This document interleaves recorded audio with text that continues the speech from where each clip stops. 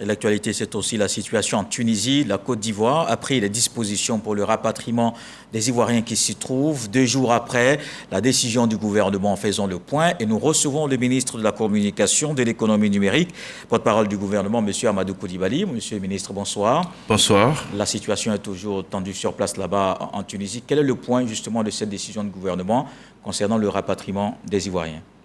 Oui, merci beaucoup. Déjà, ce que je voudrais dire, c'est vrai que la situation était très tendue, mais elle tend à se calmer. Donc, c'est important que nos concitoyens le sachent. Ce que je puis dire, c'est que au cours du Conseil des ministres, donc du mercredi 1er mars, le Conseil a été informé de cette situation et nous avions en ce moment environ 725 compatriotes qui avaient été recensés.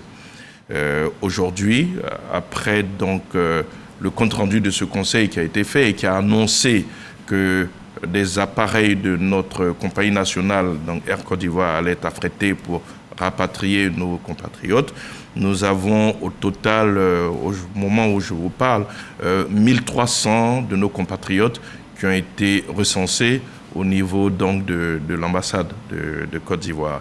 Donc les rapatriements commencent demain. C'est ce que nous avions annoncé le mercredi, que ça allait se faire incessamment dans un maximum de 48 heures. Donc le premier vol arrive entre 13h et 14h. Et en raison de la capacité donc, de l'appareil qui est affrété, c'est 145 de nos compatriotes donc, qui vont rentrer demain après-midi. Il y aura combien de vols au total? Pour le moment, puisqu'il y a un premier filtre qui est fait au niveau de l'ambassade, c'est environ 500 candidats donc, qui ont été, je dirais, présélectionnés. Et donc cela fait en termes d'estimation environ 5 rotations donc, de notre appareil.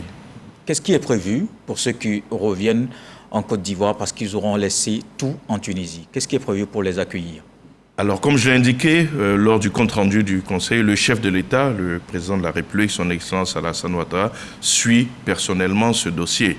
Et il s'est engagé à faire en sorte que ceux qui sont déjà là-bas bénéficient d'une première prise en charge. Ceux qui ont réussi à arriver à l'ambassade, c'est pourquoi je parle de déjà là-bas. Ceux qui ont réussi déjà à arriver à l'ambassade, ils bénéficieront donc d'un accompagnement de l'ambassade.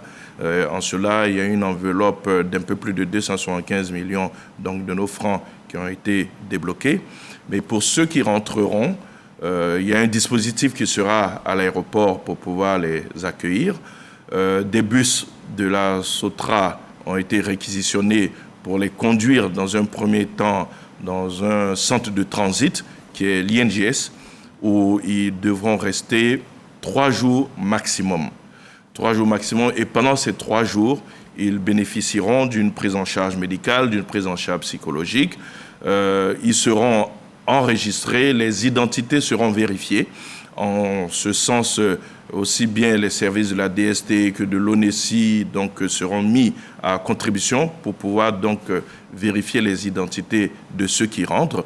Et une fois tout ce travail fait, ils seront autorisés à sortir et c'est à leur sortie qu'ils pourront bénéficier donc, du pécule que nous avons annoncé lors du Conseil des ministres. Alors, qu'est-ce qui est prévu, surtout en termes de réinsertion, au-delà de ce soutien financier, des personnes qui ont perdu le travail, qui n'ont plus de fonction? Est-ce qu'il est prévu un mécanisme de réinsertion socio-professionnelle? Oui, en cela, les services donc, du ministère de la Promotion de la Jeunesse, du service civique et de l'insertion professionnelle ont été mis à contribution. Et comme tous ceux qui vont rentrer seront identifiés, recensés, les services du ministère de la Promotion de la Jeunesse pourront les recontacter afin qu'ils puissent bénéficier des programmes de réinsertion socio-professionnelle que le ministère de la Promotion de la Jeunesse met en œuvre actuellement. Donc le pécule qui leur sera accordé est de 160 000 francs donc, par personne, dans un premier temps, parce qu'il y en a qui n'ont aucun parent à Abidjan, donc ils devront rejoindre leur famille à l'intérieur. Donc c'est pour leur permettre, dans un premier temps, de pouvoir effectuer ces déplacements et pouvoir se prendre en charge dans l'urgence. Mais ensuite, les services du ministère de la Promotion de la Jeunesse les recontacteront et sur la base du volontariat, ils pourront bénéficier donc, de tous les programmes d'insertion professionnelle mis en place par ce ministère-là. Il s'agit notamment des centres de réinsertion où ils pourront bénéficier d'une prise en charge psychologique plus approfondie, d'un réarmement civique. Ils pourront apprendre un métier. En fait, c'est tous les programmes que donc, ce ministère met en œuvre. Ouais, il n'y a pas que les travailleurs, il y a aussi les élèves et les étudiants. Comment faire en sorte qu'ils ne perdent pas leur année? Alors, ce qu'il faut savoir, c'est que nous sommes en train de parer au plus urgent. Le plus urgent pour nous, c'est de préserver des vies. Le plus urgent, c'est de sauver des vies. Fort heureusement, l'ambassadeur de Côte d'Ivoire en Tunisie, que nous avons eu il y a 5 minutes avant d'entrer dans cette salle, nous a assuré qu'au niveau de l'ambassade, ils n'ont pas reçu de blessés. Il y a des personnes en état de choc psychologique, c'est vrai. Il y a des personnes qui ont tout perdu, effectivement. Il y a des mères avec des enfants. Mais fort heureusement, au niveau de l'ambassade, pour le moment, on n'a aucun blessé. Le plus urgent pour nous, c'est de faire entrer les nôtres, c'est de préserver leur vie.